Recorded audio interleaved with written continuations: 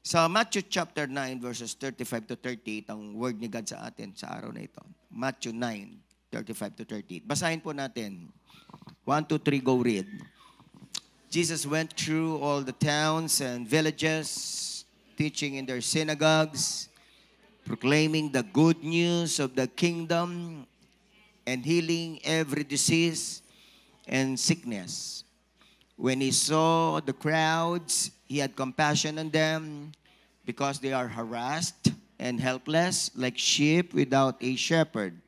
Then he said to his disciples, the harvest is plentiful, but the workers are few. Ask the Lord of the harvest, therefore, to send out workers into his harvest field. So ito po ang common activity ng ating Panginoong Yesus. Ito yung kanyang common activity, yung pumunta sa mga towns, sa mga villages,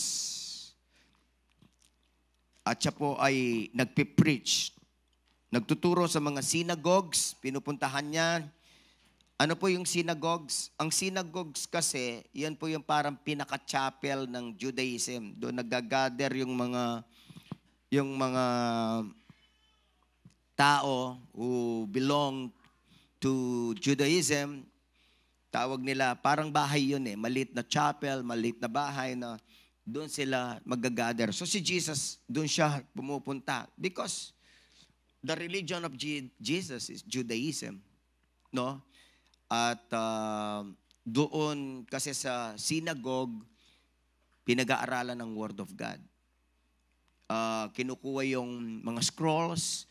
Kasi during those time, hindi naman po lahat may Bible, di ba? Hindi. Ang mga synagogues lang ang merong mga copies of the scrolls ng Bible. At sa isang synagogue, hindi naman kumpleto din ng mga aklat. So, mahal kasi nung panahon ni Jesus ang mga scrolls kung saan nakasulat ang Old Testament.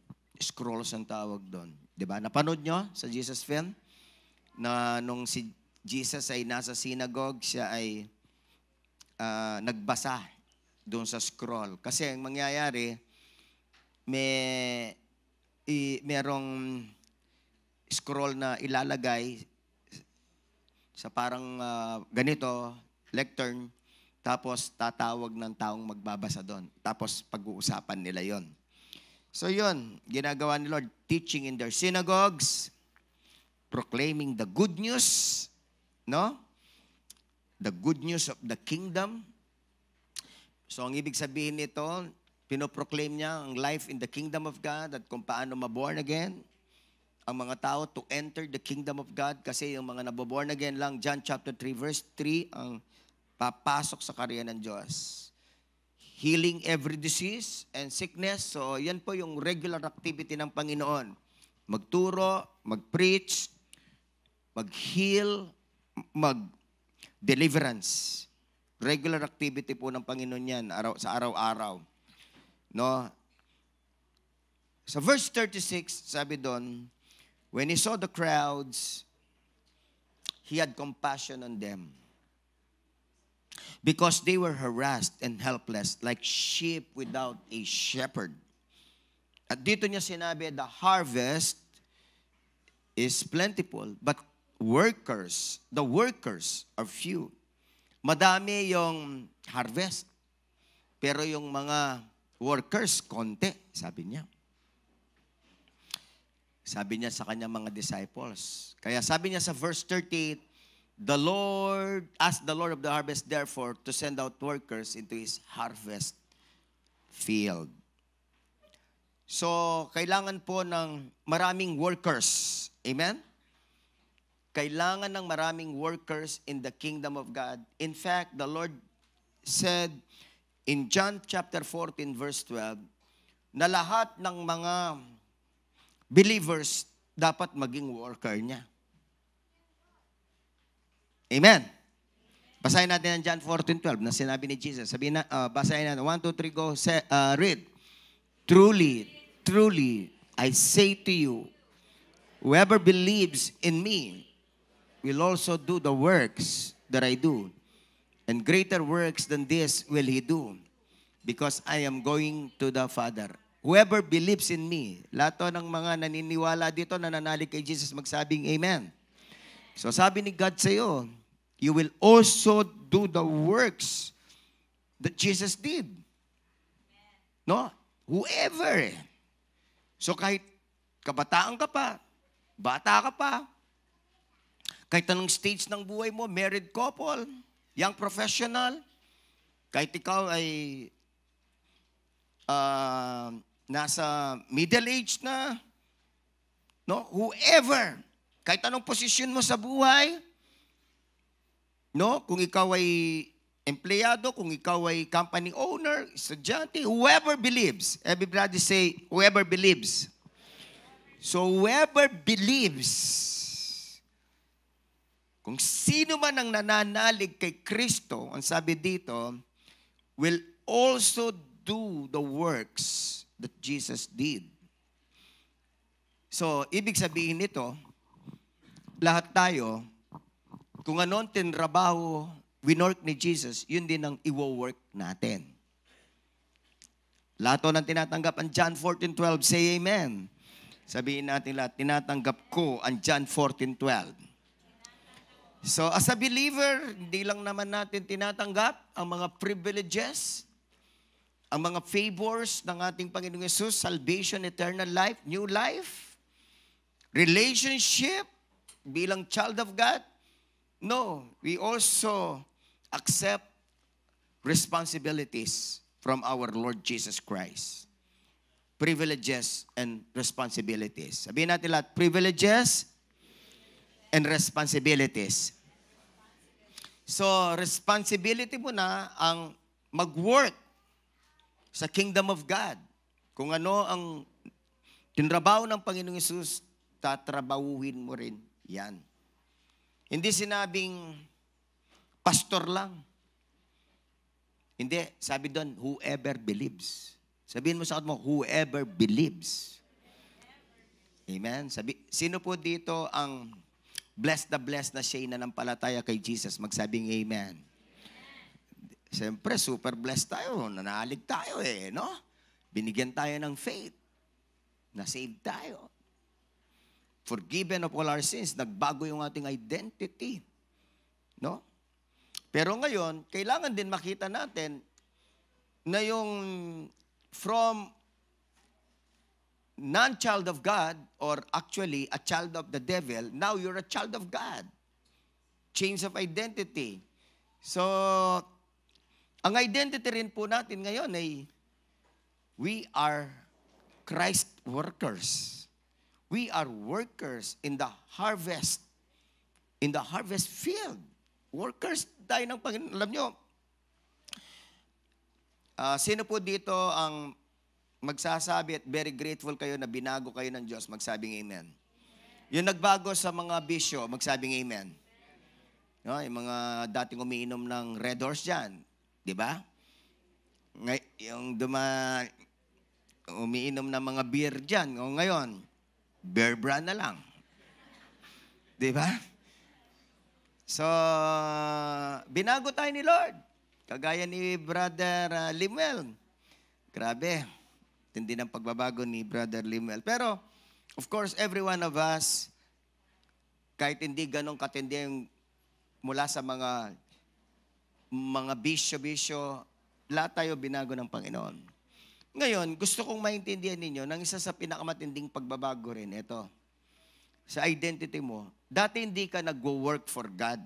Dati nagsisimba ka lang Dati, punta ka lang sa simbahan, ayos ka na. Majority of us, hindi naman tayo nagsiserve kay God Ako noon, kahit religious ako, pero hindi naman ako nagsiserve Isa po sa pagbabago ng Panginoon, dapat maintindihan ninyo, yung hindi ka nagsiserve at ngayon nagsiserve ka na. Parang ayaw niyo pong tanggapin yan. Amen. Hindi po kasi pwede na, binago ako ni Lord. Hindi ka nagsiserve. Kayo, hanggang ngayon, hindi ka pa rin nagsiserve. Hindi nga kailangan lalo kang mag-serve kasi appreciate mo ang ginawa ni Jesus sa iyo. Appreciate mo ang mga blessing mo kay Jesus. At saka naintindihan mo na ngayon ang Word of God. Amen? Dati, sino po dati, hindi nyo naintindihan, hindi man kayo nagbabasa ng salita ng Diyos, magsabing amen. Sino ngayon na magsasabi, mag-i-amen na nung tanggapin nyo si Jesus, nagkaroon kayo ng understanding sa Bible, sa Word of God, magsabing amen. O di ba? Hindi nyo dati naintindihan ng salita ng Diyos, ngayon naintindihan nyo. Dati, hindi nyo naintindihan na kailangan nyo mag-serve. Ngayon, naintindihan nyo na kailangan nyo mag-serve kay Lord. Di ba? Sino po may revelation ng John 14:12? Magsabing amen.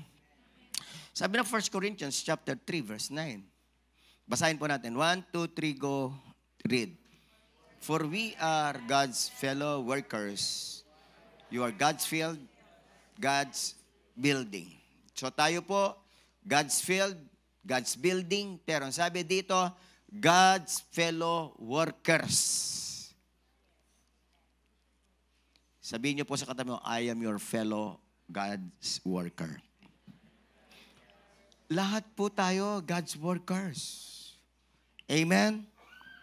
Lahat po na naniniwala na kayo po ay nakakaunawa sa salita ng Diyos, magsabing amen. Lahat po kayo naniniwala na tayo ay nasa katotohanan na tinuturo natin ang katotohanan dito, magsabing amen. So kailangan po tayong lahat maintindihan natin na tayo dapat maging worker ni Lord. Worker tayo ng Panginoon. At ang pinakamagandang worker po ay yun pong sinasabi ng Panginoon dito sa Matthew, maging worker tayo as shepherds. Workers as shepherds. So kasi kung titingnan natin yung binasa nating verse, ang nakalagay doon sa Matthew 9:36, nakalagay, sabi ng Matthew 9:36, sariling gobyerno yun. When he saw the crowds, he had compassion on them because they were harassed and helpless like sheep without a shepherd. Everybody say shepherd. So, yun yung sinabi ng Panginoong Hesus, nangangailangan ng mga tao ng mga shepherd. At nakakonect doon yung the workers are few. The shepherds are few. No? Kaya ang Panginoon, kailangan niya na itong mga workers ay ang isang gawin nila sa pag-work, pagiging worker ni God ay maging shepherd ni God. Maging care group leader. Amen? Nagdi-disciple. Kasi ano pong ibig sabihin ng shepherd? Ang shepherd ay nag-aalaga ng mga tupa. Ang shepherd, nagpapakain. So, nagtuturo. Ang shepherd ay, bibigay ng proteksyon. So, pinagpe-pray ang mga sheep. Diba? Ang shepherd, nagtuturo kung ano yung, saan pupunta yung sheep. So, direction. Shepherd. So, yung po mga leaders, actually, what they do is shepherding ministry. Shepherding work. Shepherding na pagsaserve kay God. So, yun po yung kailangan ngayon. Na ang mga naintindihan na sila'y worker ng Panginoon, let us understand that we have to shepherd people. No? We have to shepherd people. So, yung pong mga workers, yung pong mga workers and shepherds ay iba-iba. Sa church natin, meron pong tinatawag na full-time worker, full-time pastor. So, ako po yon at iba pang mga full-time pastors natin. Pagka sinabing full-time, hindi nagwo-work ng secular job. Yung pinaka-work talaga, yung ministry. Ministry sa church. Ministry ng Panginoon. Full-time worker, full-time pastor. Meron din pong tinatawag tayo na part-time Meron po tayong mga pastors na part-time. May negosyo sila, may work sila, pero sila ay nagsiserve kay God. Part-time. At yung mga iba naman, yung mga care group leaders natin na hindi tumatanggap ng love gift, ang tawag natin dyan ay volunteer workers. Volunteers. So, yun po yung mga types of workers in the church. At ang bawat isa sa atin ay may calling kung ano po yung may calling tayo sa tatlo na yan. It's either full-time pastor, full-time worker, part-time worker, or volunteer worker. Sabihin mo sa katabi mo, pumili ka. Anong gusto mo? Part-time, full-time, volunteer. Ano? Amen? So, kailangan po wala po tayong excuse. Kasi po yung mga Christians, mga believers, na alam naman nila kailangan sila mag-serve kay God naririnig nila yan. Kasi alam niyo po sa church natin, tinuturo po natin ang katotohanan, amen? Kasi maraming mga pastors, lalong-lalo na yung mga malalaking churches, they don't preach na mag-serve, mag-soul winning, mag-disciple. Kasi ayaw nilang mabigatan. Kasi kapag ka nabigatan, baka hindi na umattend sa church. Sayang ang tithes. Sayang ang tithes. Kaya they don't preach yung mga ganitong pagbibigay ng responsibilidad na sinasabi ng Bible. Pero sa atin, hindi po. Pinipreach natin ang buong Bible. Amen? Pinipreach natin lahat ng sinasabi ni Jesus. Ako po, in our 32 years of ministry, nakita ko na po yun. Yung ayaw mag-serve kay God, dito sa Living Hope, lilipat sila sa church na hindi sila encourage mag-serve. Basta feel good, yung maganda lang ang message. God loves you, God will bless you, God will prosper you. No? They don't really talk about obedience, total obedience. They don't preach that. What they just preach is yung magagandang mga selective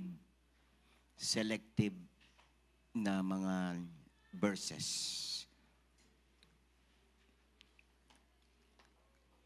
So mga kapatid, gusto ko pong maintindihan ninyo na Christian life, believing in the Lord Jesus Christ, really is really about obeying God, obeying the Lord, and serving God in our life.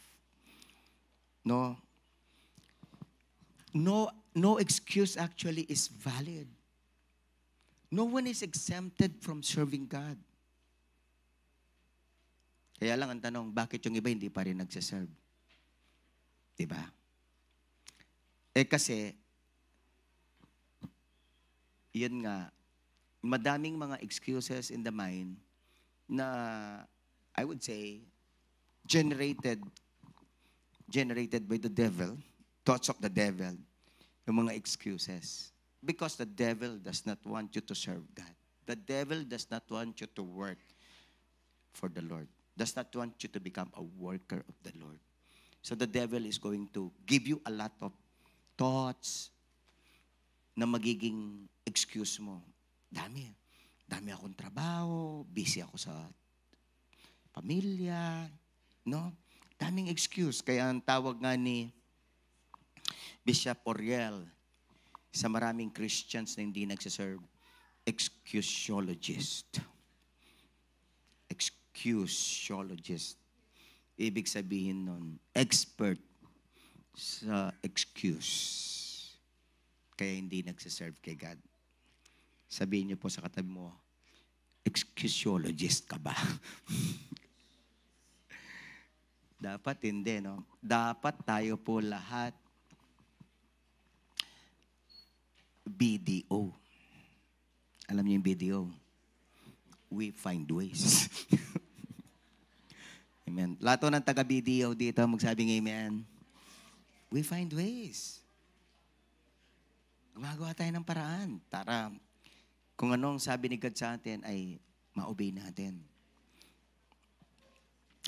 Kilala po ninyo si Nick Vujicic? Pakipakita mo nga ang picture niya. Yung mga hindi pa nakakilala. O, yan, ito nandito, si Nick Vujicic to. Walang kamay. Ito lang yung paa niya. Konti lang. Pagkatapos dito, konting paa lang. Yan, no? Pero nagsiserve kay God. Nagsiserve kay God dyan. Di ba? Hanapin niyo yung kanyang sa YouTube. Nagpipreach, nagsosoul winning. No? So, hindi po excuse yung walang kamay at walang paa. Amen? Kung yung walang kamay at walang paa nakakapag-preach, nagpa-pastor, pakitingnan nyo ngayon katabi nyo, sis, ang ganda ng kamay mo. Long-legged ka pa. Diba? So mga kapatid, kaya binigyan tayo ng kamay at paa ni Lord para mag-serve. Ngayon, ito, tingnan ninyo, dahil hindi siya excusologist, kahit wala siyang kamay at paa, serve siya kay God. Ito naman, nung panahon namin ito, sikat eh. Ewan ko kung buhay pa to. Buhay ka pa ba? Ang pangalan nito si Johnny Erickson Tada. Johnny Erickson Tada na mahilig sa swimming, pero nung nag-swimming siya, nagkaroon siya ng aksidente na paraplegic siya. Alam niyo kung ano ibig sabihin ng paraplegic, no? Yung pong from neck downwards paralyzed. Di kumikilos yun. Mula dito sa itong neck na to, pababa. Ito, di kumikilos. Mga paa, hindi kumikilos yun. Paralyzed. Umaandar yung mga internal organ, kaya nabuhay pa rin siya. Pero ang tawag dyan ay paraplegic, quadriplegic. Yung neck lang at saka yung head ang kumikilos. Pero nagsiserve kay God. Amen? Nagsiserve kay God, nagpipreach. And sinabi nga niya, kaya nangyari yon para ma-inspire ang lahat na manalig kay God at mag-serve kay God. Pakitanong ang katabi nyo, na-inspire ka na ba? No, kasi no excuse eh. No excuse. Dapat ang Kristiyano, no excuse in serving God, no excuse in being a worker for the Lord. Sabihin niyo po sa kanan at kaliwa niyo, no excuse. No excuse. Sa Isaiah 6:8,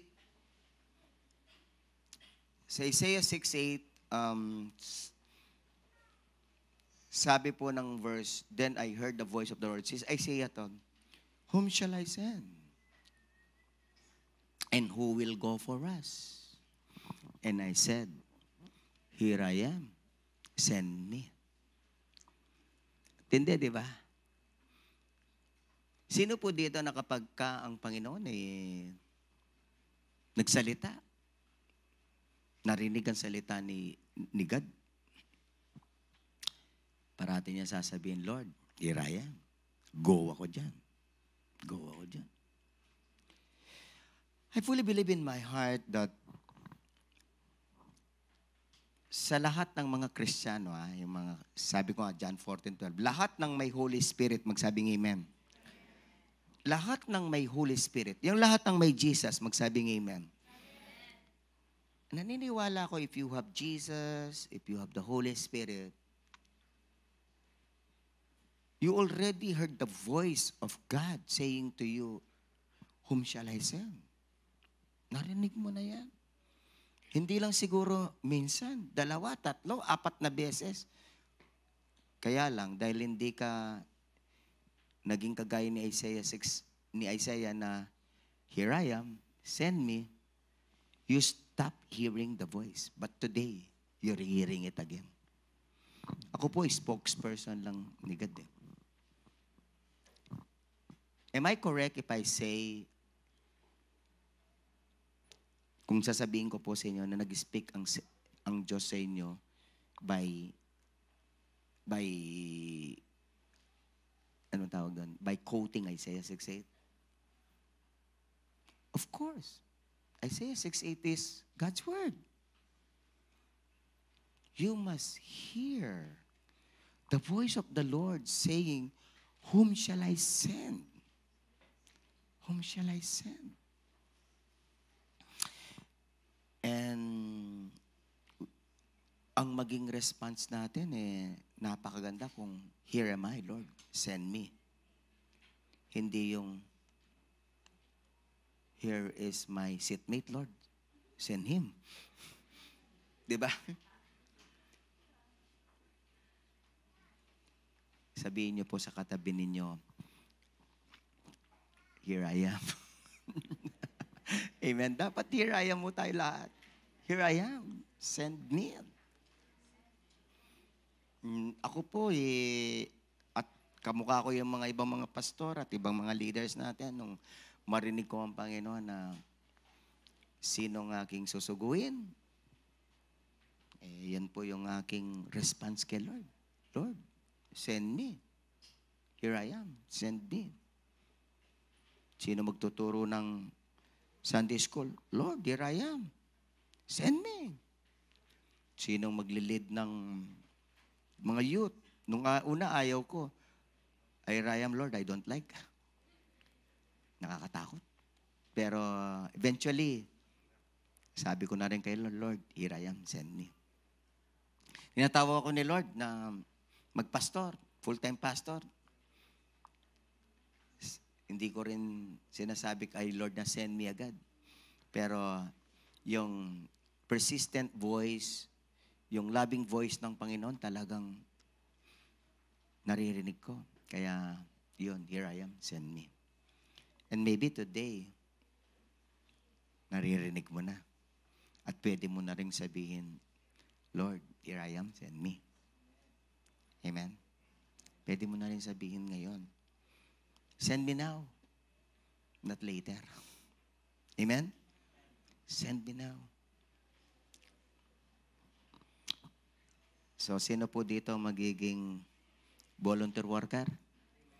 Sino magiging part-time worker? Sino? Wala na. Full-time. Full-time worker. Sino po dito ang full-time worker? Amen?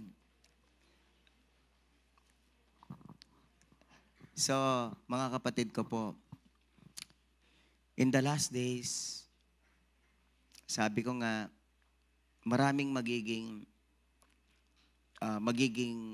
harvest. Actually, the theology of the Bible is this, kung bakit hindi pa dumarating ang Panginoon. Mga theologians nagkakaisa na the number of people na predestined to be saved ay hindi pa nasisave. So, paano naman sila masisave? Kung hindi magiging worker ang Panginoon, ang mga Christians. So, kailangan po, mga kapatid, tayo pong lahat, mag-send. Lalong-lalo na, pinagpala tayo sa Pilipinas. If you are going to serve God, you want to serve God here, hindi masyadong matindi ang persecution, no? Wala na halos persecution sa Pilipinas. Sino po dito nape-persecute pa? Meron pa ba nape-persecute sa family sa pagsiserve nyo kay Lord? Binabawalan kayo? Sinasabihan kayo ng masama? Siguro yung ibang youth meron pa rin, no? Meron pa rin youth na ganyan. Pero halos wala na eh. Hindi kagaya sa ibang bansa. Kami nung panahon namin, galit na galit ang mga magulang namin, pamilya namin pagka magsiserve kami kay Lord. No? Mas maganda pa yata, bawal eh. Para gawin natin eh. Kasi kung yung iba, pagka bawal, doon gusto eh. Pagka mahirap lalo, doon ang gusto mag-serve eh. Pero, mga kapatid, the harvest is plentiful in the Philippines. Sabihin natin lahat, the harvest is plentiful. ang harvest ay very, very much plentiful in your campus. So, lahat ng mga youth, please, be a worker for God in your campus. Actually, yun na yung pinapapokus natin ng ministry ninyo. Kaya yung mga G12, mga care group leaders, please, encourage your flocks or students to get involved in our campus rev. Diyan ang pinakamatinding harvest ngayon. Diyan ang talagang very much plentiful na harvest. No? By the way, gusto kong i-share na maraming mga school ngayon na nag-o-open, nangangailangan ng mga teachers for values para makapag-ministry tayo sa mga campuses. San Agustin, San Jose, saan pa ba tayo nag-open? Diyan sa Dolores. Kung gusto po ninyong magturo sa mga school, mag-volunteer, please, kahit hindi po kayo youth, pwede po kayo mag-volunteer na magturo. But there is so much harvest, there is so much, talagang so plentiful harvest sa mga campuses ngayon. Kaya mga youth, sinasabi ko sa inyo to, hindi ang purpose ng Lord na nasa school kayo para mag-aral lang. No. You are there. God wants you to preach the gospel in your campuses. And the Lord wants you to make disciples in your campuses. Huwag lang kayo basta mag-aral dun. Kaya, hindi lang yung schedule ninyo sa school ay pumasok sa room, ma-meet ang classmates. No, hindi. Papasok kayo, magkaklase kayo sa mga subjects nyo, and then, afterwards, you will also find time to preach the gospel in your school. Yun ang kalooban ng Diyos. It's not only the will of God for you to study in your school, but also to preach. John chapter 4, verse 34. The Word of God says, John 4:34. Basahin natin. 1, 2, 3, go, read. Jesus said to them, my food is to do the will of Him who sent me and to accomplish His work. No? Binibigyan siya ng pagkain, mga disciples, pero sabi niya, no. Kumakain naman si Jesus. Kaya lang, tinuruan pa rin niya. Sabi niya, my food is to do the will of Him who sent me and to finish His work. Hindi ako magpapakabisi sa pagkain lang. No? Kasi po yung iba, naubos na yung kanilang oras sa kakakain. Si Jesus, sabi niya, kahit hindi ako kumain, basta gawin ko lang ang kalooban ni Lord, i-accomplish ko yung kanyang work. And one of the things that we can learn from this verse is that it is God's will for you to be a worker of God. So, if you are a believer, sabi ni Jesus, you will do His work. And then if you want to live in His will, you will accomplish His work. You will accomplish His work. No offense. I love you all. Kailangan nyo lang talagang maintindihan itong katotohanan na to na if you are living, if you are a Christian, and if you want to do if you want really the will of God for your life, kasama ka na nagwo-work. Magwo-work ka. Actually, pagka hindi ka nagwo-work for the Lord, hindi ka nagsiserve kay God, actually, you're not exactly in the will of God. Hindi ka eksaktong nabubuhay sa kalooban ng Diyos. May kulang sa buhay mo. You're neglecting a very important command and gustong pagawa ni God sa iyo. God wants you to accomplish His work. Amen? Gusto ni Lord i-accomplish mo ang kanyang work. Now, there are 4 things you must do. how to work for the Lord. Number one, the workers that are needed are shepherds of people. Number two, how to work for the Lord. Ito, number one, how to work. Give time. Just adjust your time. Exercise time management. Because that is really the common gasgas na dahilan bakit hindi nagsiserve kay God. Busy. Walang oras. Pare-pareho naman po ang mga tao. 24 hours lahat. Sabi ng Panginoon, making the best use of the time because the days are evil. No, yung translation na yon. Redeeming the time. Pakihanap mo nga yung translation, making the best use of time. Best use of time. Sabihin natin lahat, best use of time. So pagka inaral po ninyo yung best use of time, the best use of time, and the following verse 17, the best use of time is doing the will of the Lord. If you're not doing the will of the Lord, then that is not the best use of time. Ephesians 5:16 to 17. Making the best use of the time because the days are evil. Therefore, do not be foolish, but understand what the will of the Lord is. No, best use of time. Kasi yung iba, gustong maging worker of the Lord. Gustong mag-serve. Gustong mag-shepherd. Pero hindi mo naman binibigyan ng oras ang training. Hindi mo binibigyan ng oras ang conquest, ang mag-NLIC, mag-disciple. So, hindi ka magiging shepherd. 1+1 lang naman di ba?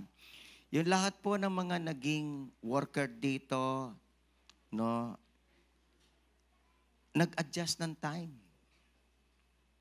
Nagbigay ng time. Kaya nga, ang unang critical dito yung, do you have the revelation? And then, do you want to respond to the revelation? No? So if you're going to respond to the revelation that God wants you to become a worker, then you will adjust your time, you will give time, and then you will do time management. Everybody say time management. Basta importante, mabibigyan mo ng time. Amen? Basta what you consider important, may time yan. Kaya don't be deceived. Kapag kang isang bagay, hindi mo mabigyan ng time, hindi siya importante talaga. Pero kung importante talaga siya, BDO ka. Find ways. Find ways. Amen? Number 2, the workers must work with all heart. No? Hindi ka lang magwo-work dahil napilitan ka. Magwo-work ka para kay Lord ng may puso. Mahal mo ang God, mahal mo yung mga tao. Talagang may puso, kasama yung puso. Buong puso kang magsiserve. Sabi ng Colossians chapter 3, verse 23 to 24, whatever you do, work at it with all your heart, as working for the Lord, not for men, since you know that you will receive an inheritance from the Lord as a reward. It is the Lord Christ you are serving. Pagka nag-work ka, may papaalala po ako. Hindi ka mag-work para sa shepherd mo, sa mentor mo, o para sa pastor, o para sa church lang. Hindi, mag-work ka for the Lord. For the Lord Jesus Christ. Amen? Yun ang pinakamatinding kailangan mong naiintindihan. Kanino ka maglilingkod? Para kanino ka magsosoul winning? Para kanino ka magde-disciple? Para kay Lord.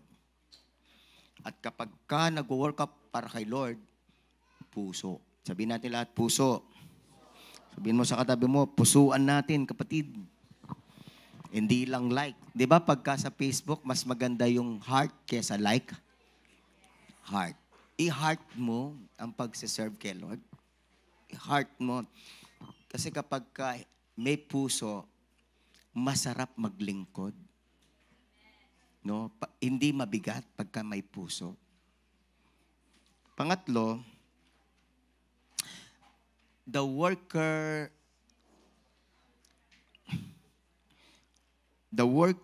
ay meron pa akong isang verse pa na gustong basahin dyan eh.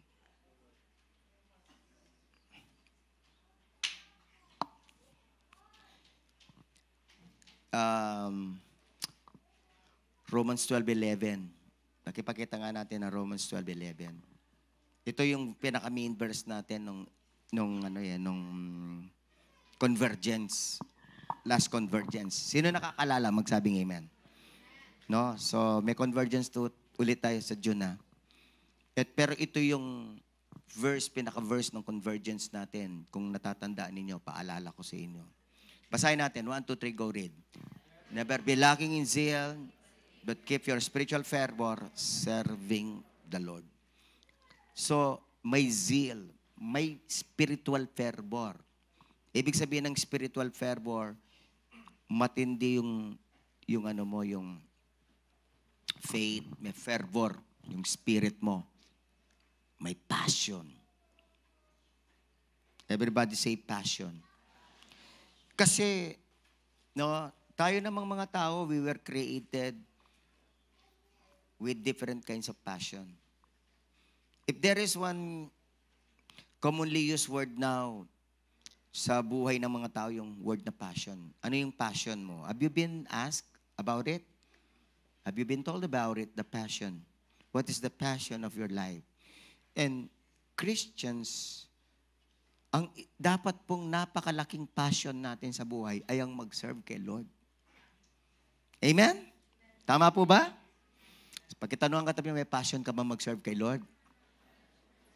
And the devil is going to do everything para hindi mo maramdaman ng passion at hindi ka magkaroon ng tamang passion na pag-serve kay God. The devil is going to do everything kasi yan ang mga dangerous kay Satanas.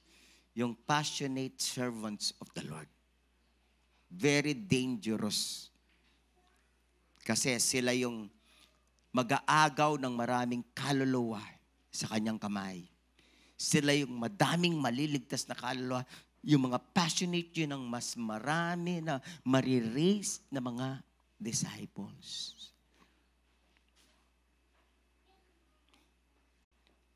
Minsan nga tinanong si Reinhard Bonnke, yung matinding umaapoy na evangelist na si Reinhard Bonnke. Tinanong siya,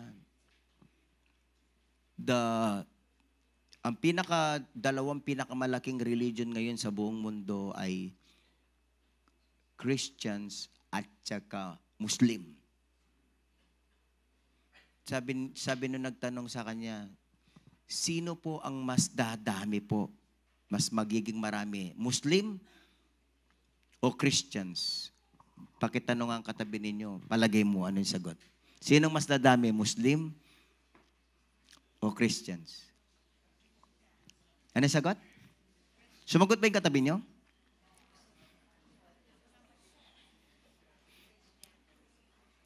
Alam nyo, sagot ni Reinhard Bonnke.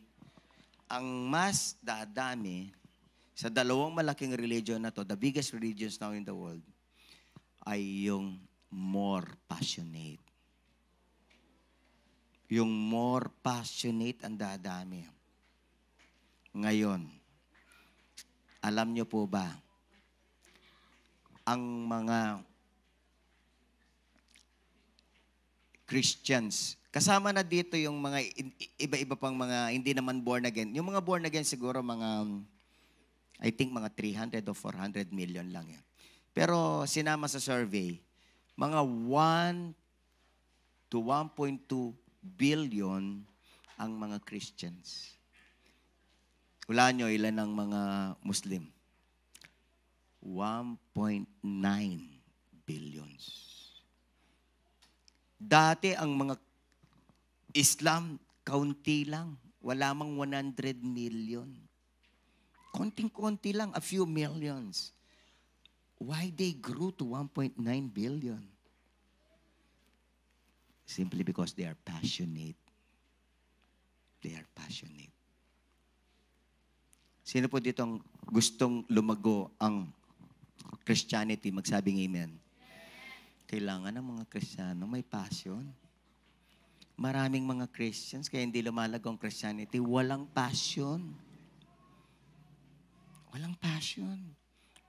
Kaya kailangan ang pastor, kapag every Sunday, ang isa sa trabaho niya, stir up yung passion for Christ. Amen po ba? At sa totoo lang, kapatid, a lot of reasons why we lose our passion for Christ.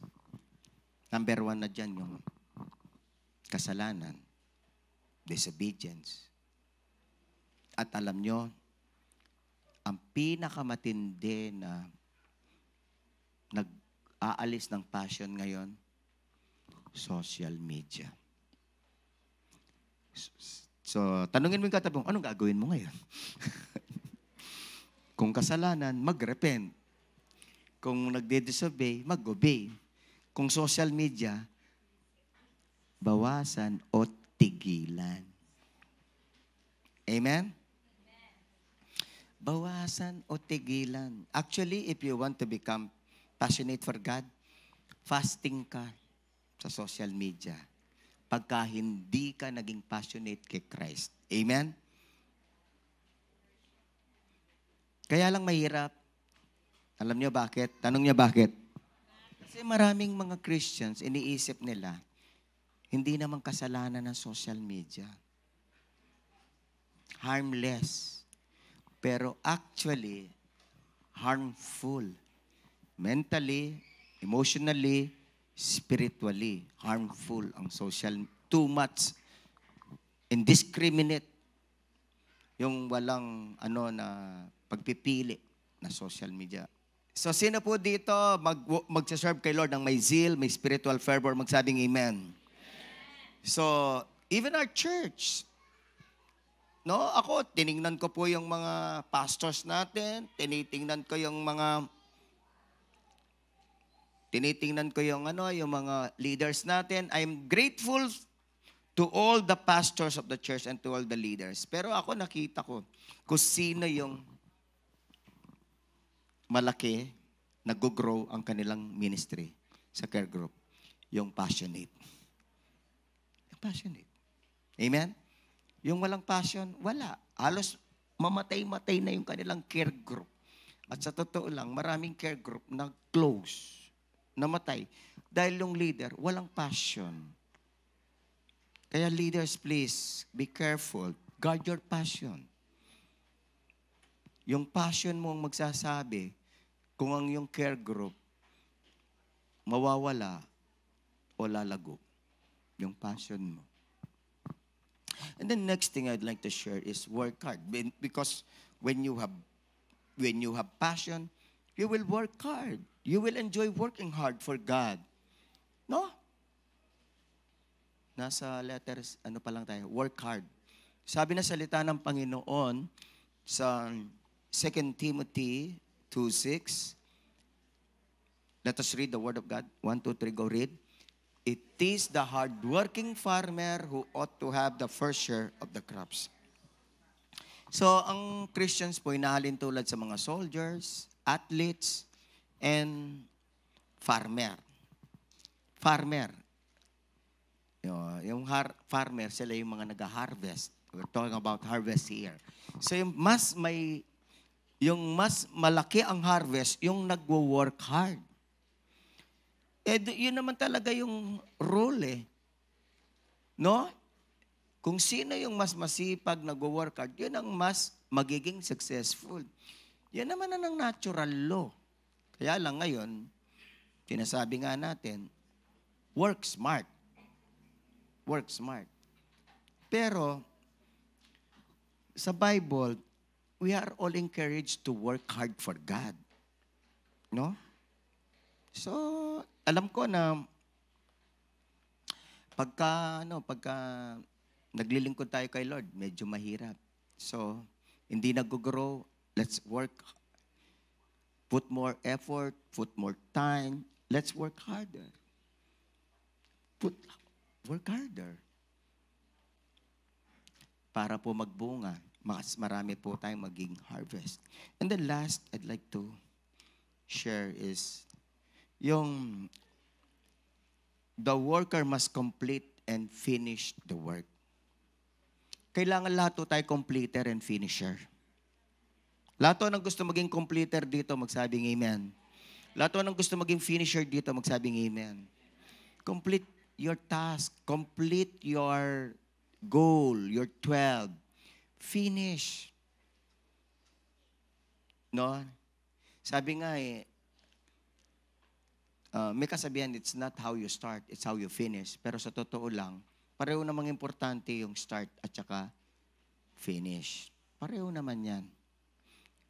Pero ngayon, ang parating sinasabi, kasi yan, finish strong. Huwag ka lang mag-finish na weak. Finish strong. Complete the work. Sabi ng Acts chapter 20, verse 24. Basahin natin, 1, 2, 3, go, read. However, I consider my life worth nothing to me. My only aim is to finish the race and complete the task the Lord Jesus has given me. The task of testifying to the good news of God's grace. Actually, Acts 20:24 is one of my life verses. At lahat ng mga pastor, yan ang life verse. At siguro, gusto ko na sabihin, hindi lang full-time pastors, kundi full-time workers, part-time workers, pati volunteer workers ng Panginoon. Itong Acts 20:24, maganda pong magrema sa puso natin. Pero for me, sabi ko kay Lord, kasama ni Paul, I consider my life worth nothing to me. My only aim is to finish the race and complete the task. My only aim. Kaya aim ko po na makomplete ko yung task, yung Vision 2027. Amen? Makomplete po natin yung mga goals natin this year. Pero I'd like us to understand that everyone is given the task of testifying to the good news of God's grace. We are given the task of preaching the gospel. We are given the task of making disciples. Let us complete it. Amen? Sabihin mo sa katabi mo, kapatid, let's complete our 12. O ngayon po, hindi ko naman po pinapakumpleto sa inyo ng isang taon. Ilang taon? 12 disciples in 3 years. 12 in 3. Sabihin niyo po sa 12 in 3. Amen? Magandang pacing na yan. Amen? Finisher tayo. Kasi pagka-passionate ka, gusto mong ma-finish yung goal mo Ma-complete yung goal mo pagka pagka-passionate ka. Amen? Kaya yung mga leader natin, salamat, kayo'y tapat, hanggang ngayon, di kayo nagko-quit. Please, no quitting. Sabihin natin lahat, no quitting. Can I read the verse? 1 Corinthians 15:58. Second last verse ko to. Therefore, my beloved brothers, be steadfast, immovable, always abounding in the work of the Lord, knowing that in the Lord your labor is not in vain. No? Always abounding in the work of the Lord. But I would like us to see the word immovable. Everybody say immovable.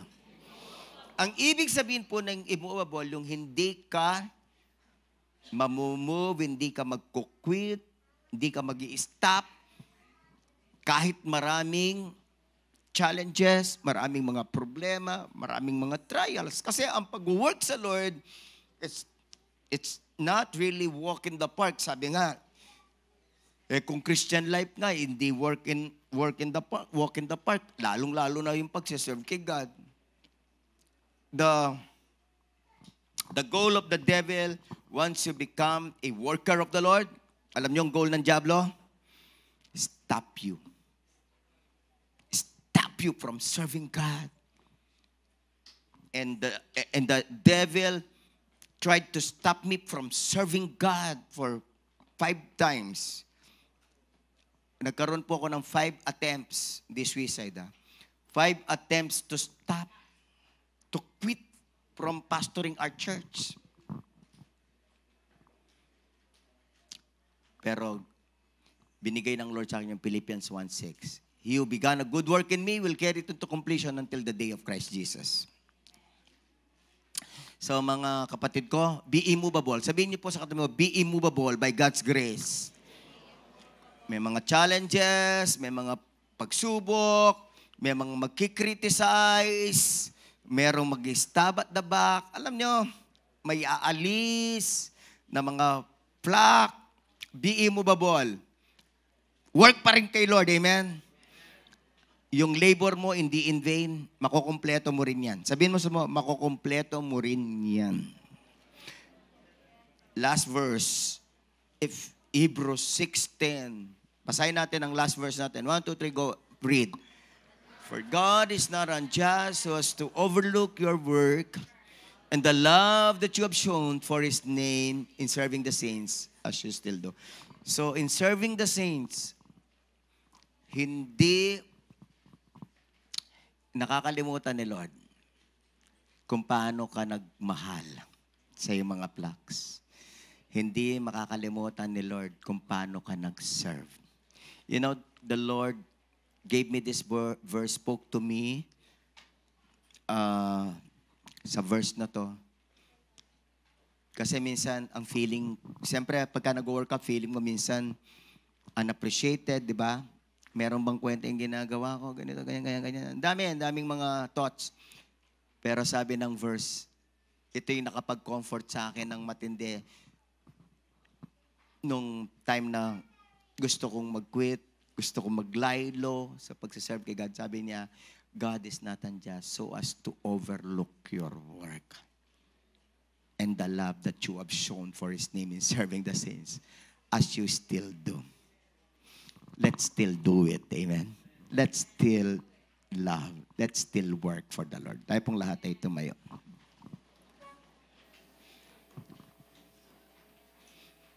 Lahat ng mga workers po natin, volunteer workers, from the bottom of my heart, thank you so much. From the bottom of my heart. And that's what also the Lord is telling you. Thank you for working in His vineyard. Your work is very much appreciated. Minsan di masyadong sinasabi, ako hindi ko masyadong nasasabi, di ko lahat kayo nababati, pero lahat ng mga leaders, na-appreciate ko talaga. Kasi yung pagka naging leader ka, naka-breakthrough ka na eh, from non-serving to serving. Yung mga hindi pa po nagsiserve, please, mag-breakthrough na po kayo. Sabihin niyo po sa katabi mo, mag-breakthrough ko na kapatid. From non-serving to serving God. Amen? Sa hindi pagde-disciple, mag-breakthrough ka na, magde-disciple ka na. Amen? Can I pray for you before we pray for our guest, mga first-time guests na, can I pray for you? Panginoong Diyos, salamat po, narinig naman kapatid ko ang mensahe. Yung pong lahat ng mga leaders namin, salamat po, you don't overlook their work.